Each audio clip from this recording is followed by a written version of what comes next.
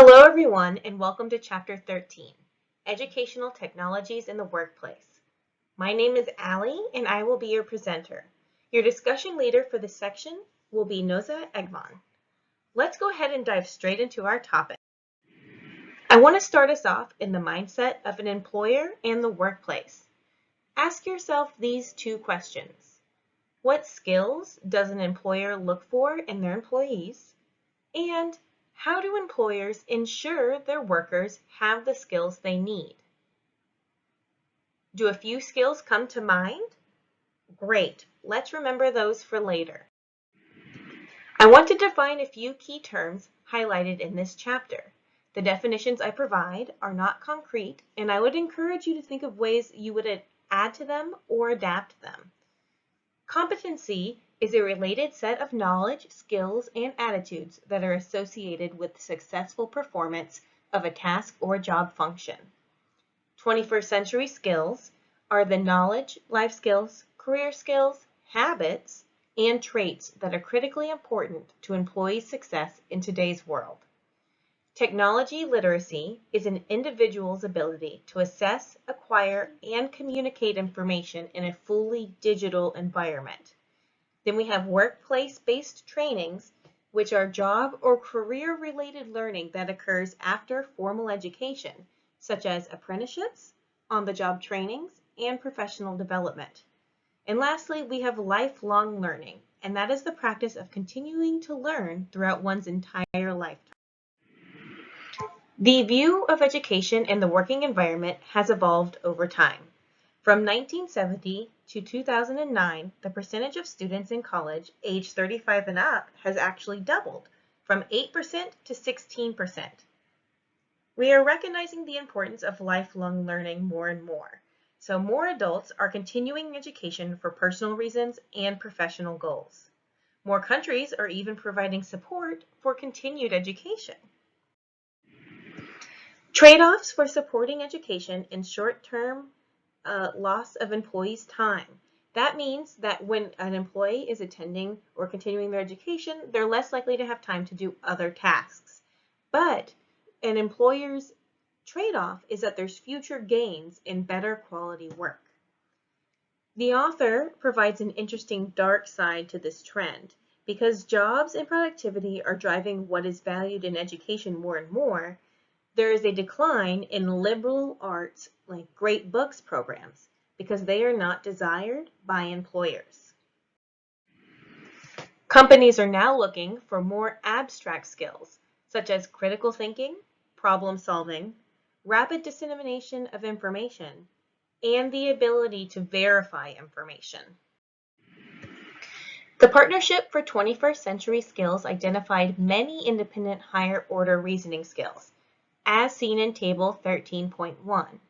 They have argued that these skills are achievable by engaging the student or employee in real-world problem-solving activities, as well as teaching them to develop a scientific attitude that values evidence, questions accepted wisdoms, and also values risk-taking. This is a framework that is especially important for those employees working in areas of advanced learning technologies.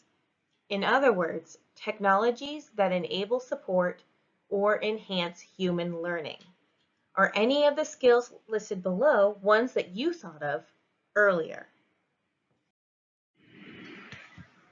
The IEEE Technical Committee on Learning Technology has been founded on the premise that emerging technology has the potential to dramatically improve learning.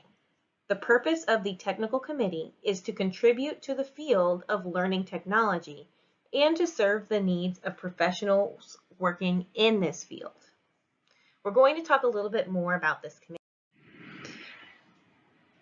For those employees working in the advanced learning technology area, a compiling of focus groups, expert interviews, and global surveys was actually created that resulted in 13 topics addressed within 5 domains for education and training advanced learning technology professionals.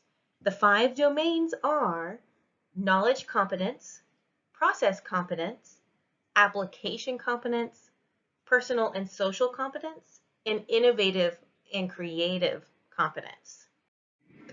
These are the topic areas the IEEE Technical Committee on Learning Technology recommended for the Advanced Learning Technology curriculum.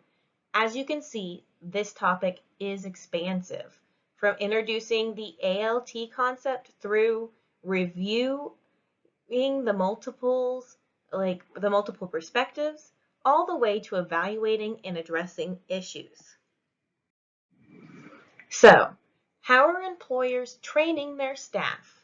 Well, some strategies leveraged by enterprises to train their employees in new technology applications include internet-based video conferencing, screen sharing and collaboration support systems, individual tutorials and webinars, and also interactive simulations. Spector wants us to also remember that there is a major concern that companies often forget, and that is to remember the amount of time it takes to complete a training. Often, they add this required professional development without removing other tasks from the individual employee's plate.